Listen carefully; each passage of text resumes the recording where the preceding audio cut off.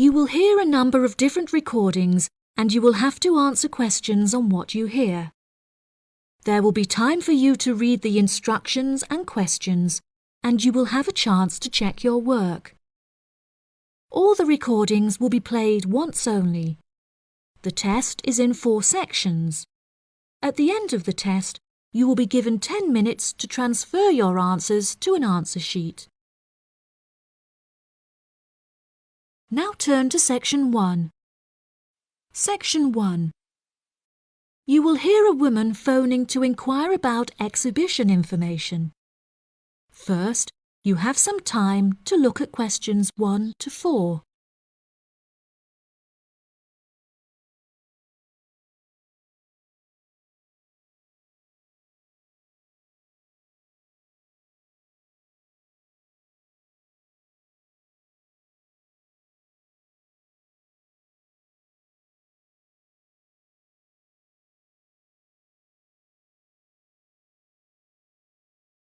You will see that there is an example that has been done for you.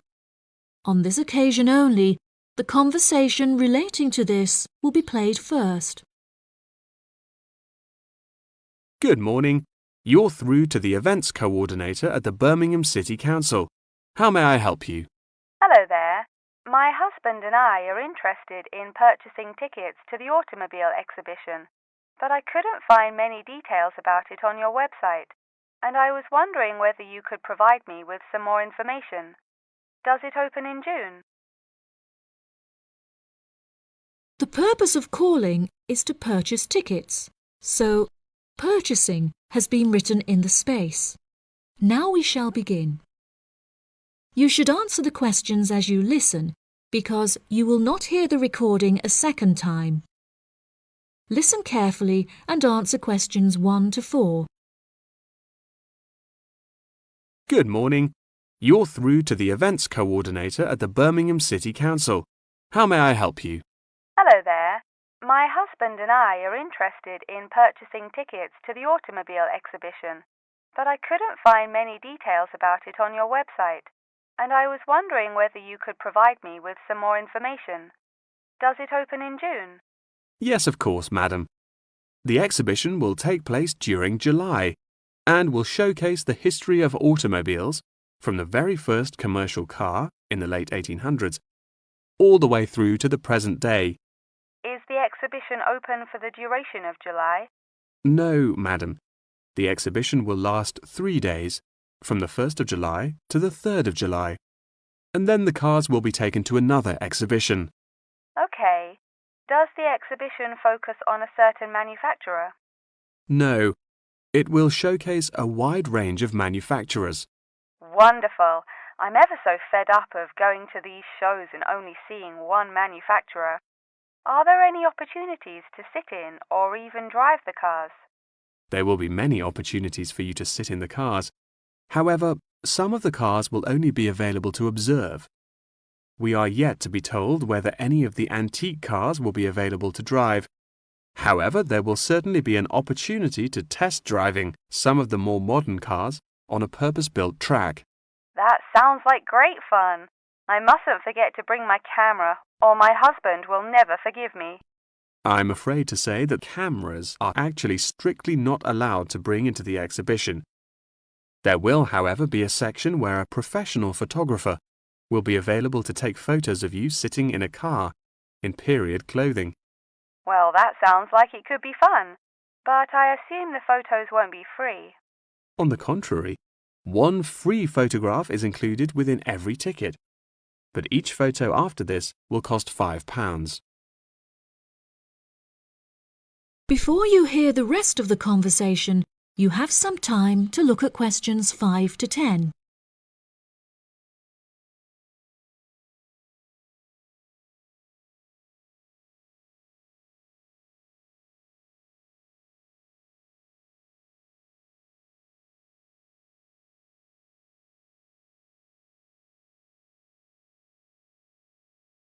Now listen and answer questions 5 to 10. That's a nice surprise. Not many things are free anymore. I've been asking around about the ticket prices, but I haven't yet had a definite answer. Is it correct that the tickets are £100, whether you buy them now or on arrival? I'm afraid not. If you buy the ticket in advance, the price is £110, but it's £165 on the door. Oh, goodness. I suppose I'd best pay for them now then. Is it possible to buy tickets from you now over the phone? Yes, of course, madam. I'll transfer you to the box office manager, Mark Edgeworth. That's EDGEWORTH.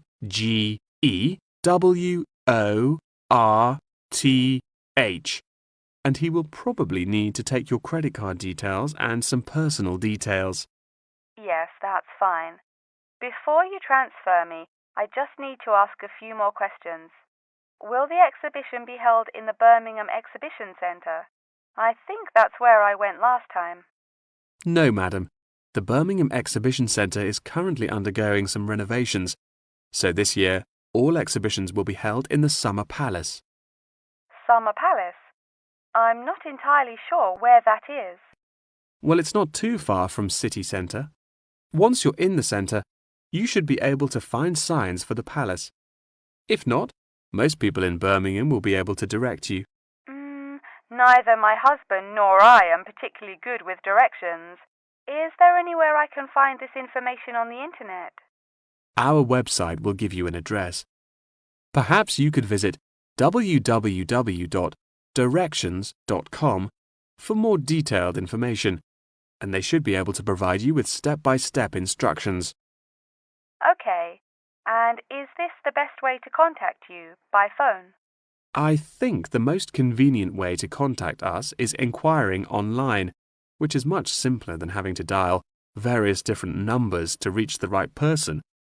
Unless you have any more questions, I'll transfer you now. No, that's great. Thank you for your help. That is the end of section 1. You now have half a minute to check your answers.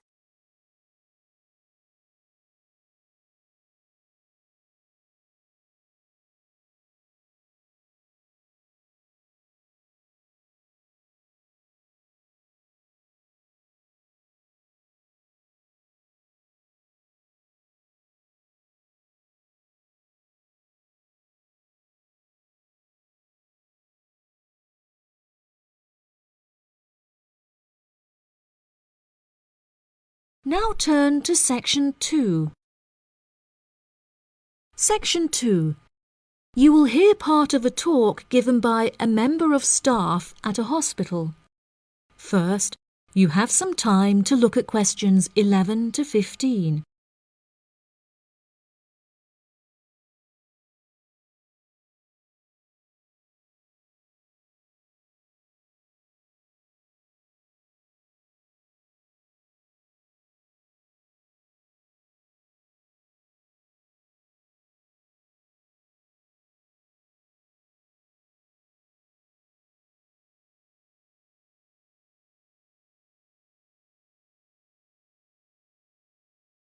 Now listen carefully and answer questions 11 to 15.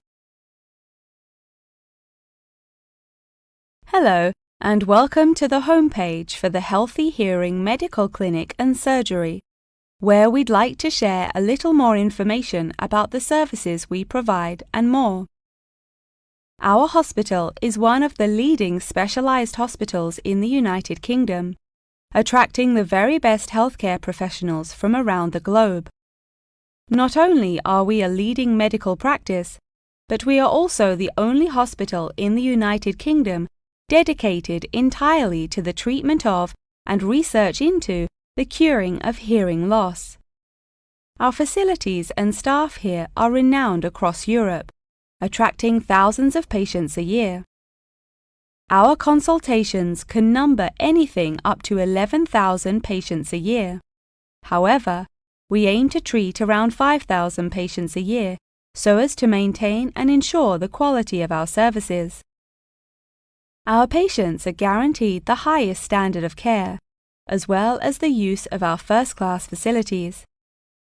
All patients requiring overnight treatment are provided with their own private room with en-suite facilities, as well as a state-of-the-art entertainment centre, which includes a flat-screen LCD television and PlayStation.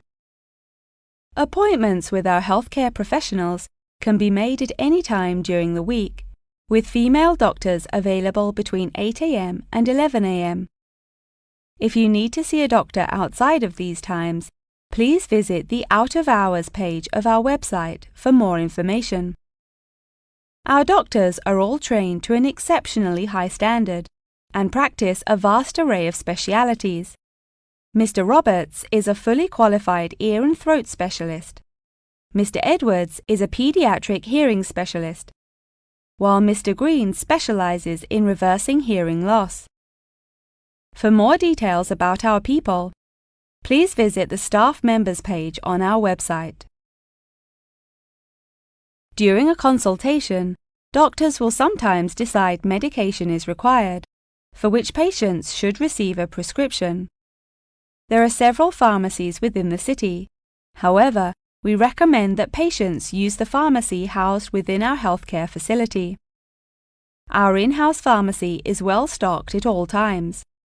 Our products are competitively priced, and our pharmacists are on hand to help and advise from 8 a.m. until 10 p.m. from Monday to Saturday, and from 9 a.m. until 12 p.m. on Sundays. If you require any help outside of these hours, please see our Out of Hours page on the website. Since the Healthy Hearing Medical Clinic and Surgery also functions as a teaching hospital, we aim to provide our students with every opportunity to expose themselves to medicine in practice. Therefore, we would like to encourage our patients to give their consent for a medical student to attend their consultations. If our patients are not comfortable with this, there will be a form at reception where patients will be able to opt out. Before you hear the rest of the talk, you have some time to look at questions 16 to 20.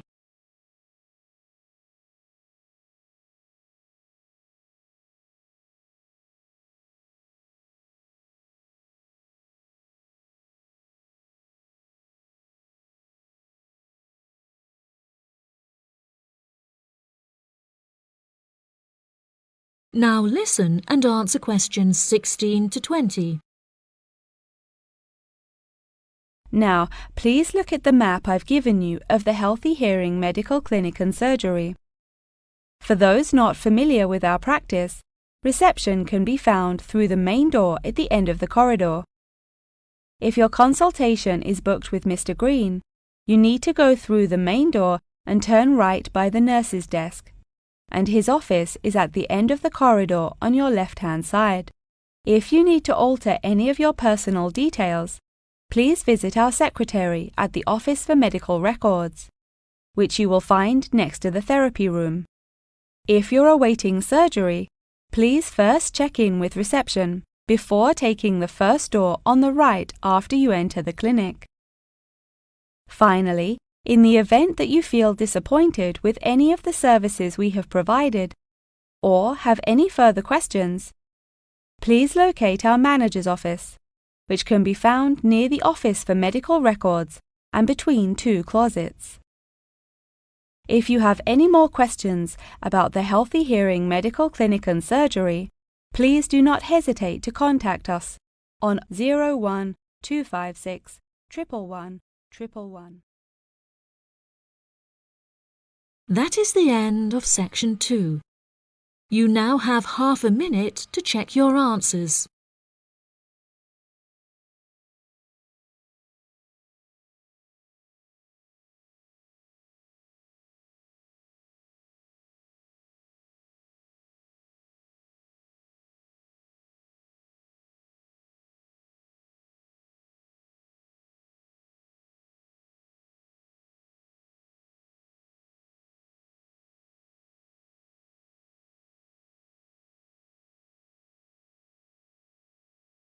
Now turn to section 3.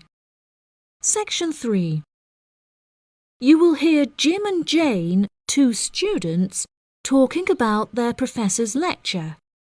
First, You have some time to look at questions 21 to 25.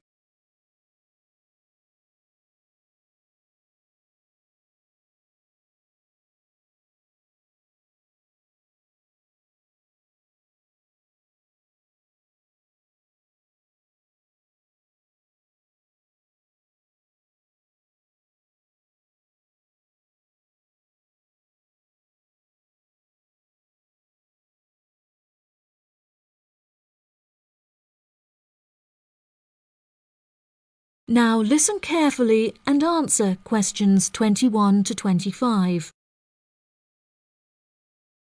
Jane, what did you think of Professor Morgan's lecture?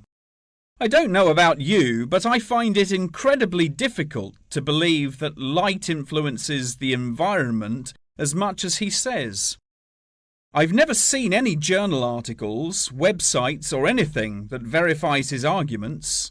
It's stupid. On the contrary, I've seen a great deal of research supporting his argument from a wide range of renowned scientists. Have you looked at the recommended textbook listed on the course outline given to us at the beginning of the semester? All the information is in there. Perhaps you've just been looking in the wrong places. I never look at the course outlines. I have so many loose sheets of paper I tend to lose anything I'm given by the end of the day. What's the textbook they recommend? And where can I get it from? I should probably go buy it soon. I'm already behind in the course. Yeah, you definitely should buy it. And our grades are more important this year. It's called The Influence of Light on the Environment. You should be able to find it in the bookshop on campus. If not, they'll order it within 2 weeks. In the meantime, you should read up on Ken Simpson's work. He argues that in order to protect natural habitats, governments should endeavour to turn off lights in cities at night. Well, that's controversial. I doubt any government would be willing to do that any time soon. I imagine roads would become quite dangerous without street lighting. For this issue, Dave Kepler suggests they could just replace the existing lights with more environmentally friendly bulbs. They could even install solar-powered lights. That way, roads will be more eco-friendly while maintaining safety. Although I guess they wouldn't be particularly effective in colder countries, especially during the winter. That's quite a good idea, actually. The price of solar power is supposed to be on par with electricity within the next few decades, and it was on the news this morning. I've also heard that, according to Sharon Gray, in countries with more sunlight, insect-eating animals tend to be smaller in size. Since there are fewer insects, and the remaining insects produced a smaller number of eggs. Yeah, I think I read somewhere that sunlight also has a negative effect on the quality of water, but I'm not sure I believe it. In many hot countries, particularly developing countries, there is a lot of water pollution caused by factories rather than sunlight. Nevertheless, Maria Jackson says that in direct sunlight, the surface of the water becomes more translucent. Therefore, it affects the amount of sunlight that aquatic insects can absorb. Not much research has been undertaken to prove Jackson's theory, but it seems to have been widely accepted anyway. I've never heard of that. I'll have to look it up on Google. The only other theory I've studied is Barbara Swallow's study on how declined insect population adversely affects the frog population. Not that I'm complaining. I hate insects, especially spiders.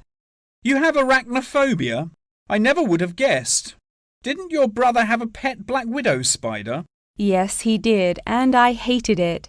It escaped from its cage once, and we never found it. I had nightmares for months. Before you hear the rest of the conversation, you have some time to look at questions 26 to 30.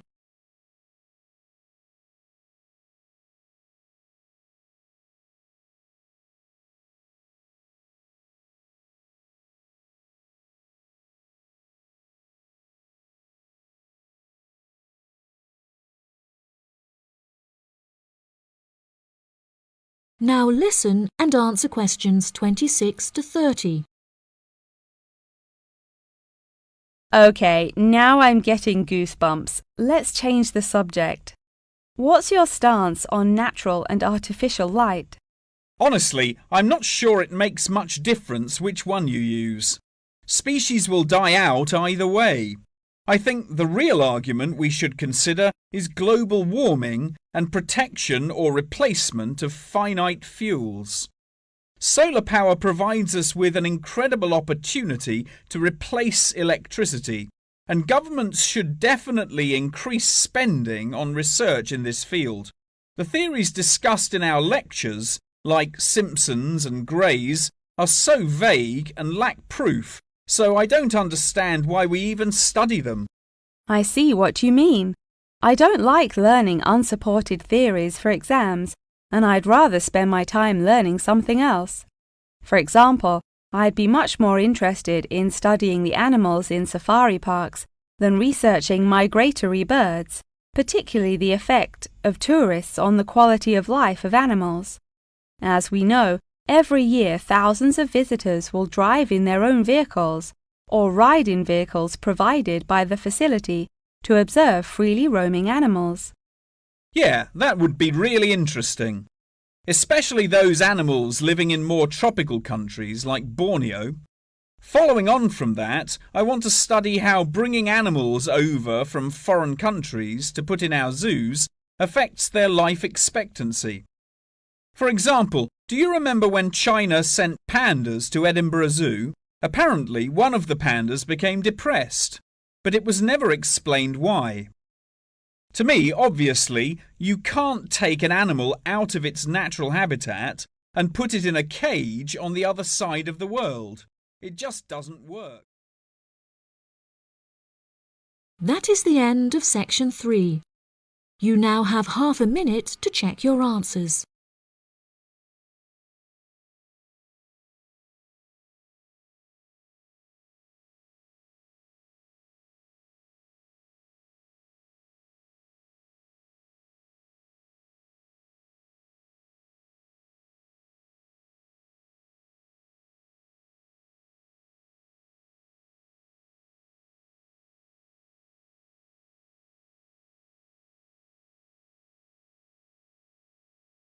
Now turn to section 4. Section 4. You will hear a talk on the history of football in Great Britain in the 19th century. First, you have some time to look at questions 31 to 40.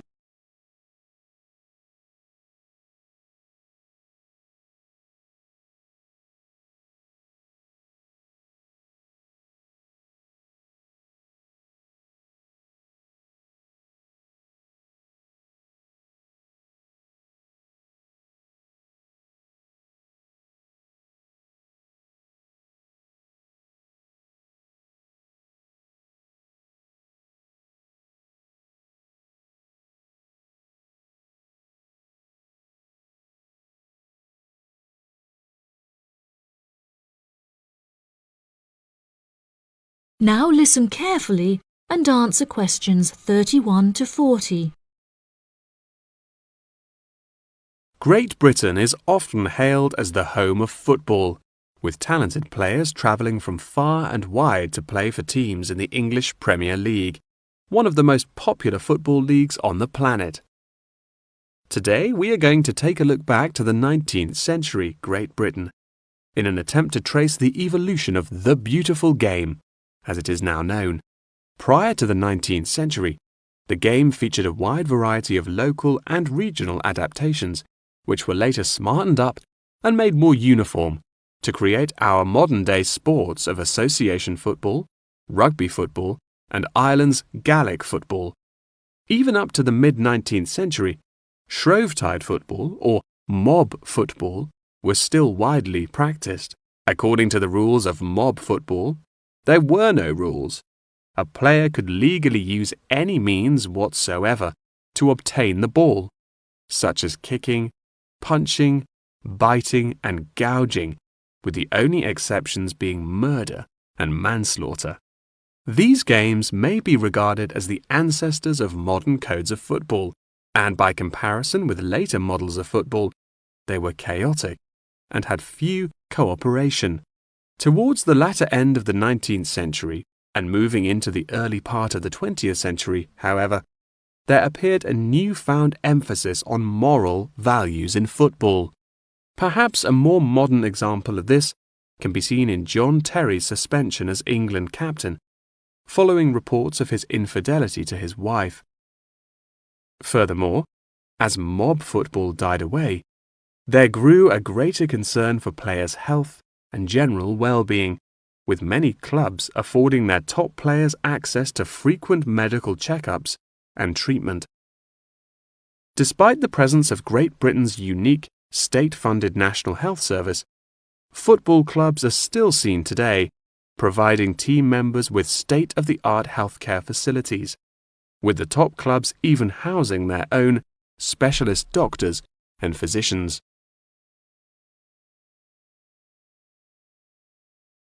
Today, football is a key feature of school children's day-to-day education, particularly for boys. With the help of football associations, all schools in the UK are boasting their own football teams. This mainly comes as a result of pressure put on schools and the government by concerned parents, who felt that football education taught their children valuable lessons and indeed vital life skills, such as teamwork and a drive to succeed. Nowadays, many of the UK's top football clubs provide training facilities and outreach programs in an attempt to educate the nation's aspiring youths. As I previously mentioned, it was only during the 19th century that football in its uniform concept truly began to emerge, with footballers previously playing according to their own versions of the rules. However, it was not until the early 20th century that different players actually began to play according to these standardized rules. Prior to the 19th century, football was played by all the major English public schools, including the likes of Eton College, Winchester College, and Harrow. In 1848, there was a meeting at Cambridge University in an attempt to lay down the laws of football. Present at the meeting were representatives of each of these major public schools, whom each brought a copy of the rules enforced by their own individual school's rules of football. The result of the meeting was what is now known as the Cambridge Rules, thereby uniting the rules from across the country into one simple document. However, the Cambridge Rules were not liked by all, and a new set of rules, Thring's Rules, compounded in the book The Simplest Game, became commonplace among dissenters. Across the country, improvements in infrastructure and public transport had a knock-on effect of dramatically increasing attendance to football games. Football quickly became a social event where spectators would meet friends, drink tea, and chat about the good old days. As football became more and more popular, it was decided that more money should be invested in maintaining the quality of pitches, amongst other things, and there was even talk of installing seating for spectators. However, the question of who was to foot the bill quickly became a divisive issue, with many believing that the government should fund football's development as a national sport. But in the end, the onus fell upon Britain's local and regional football clubs for the funding and development of the Football Association. They became responsible for the upkeep of football grounds, began to pay their best players a small salary, and organised competitions against other local and regional teams. And there began England's Football Association, or the FA, as we know it in its current form, the governing body of football in England. As the FA continued to grow and accumulate greater wealth, it was able to attract more and more talented young men from across the country, before finally accepting professional talent in the early 20th century. Today, football is played at a professional level all over the world. Millions of people regularly go to football stadiums to follow their favourite teams, while billions more watch the game on television or on the internet. That is the end of section 4. You now have half a minute to check your answers.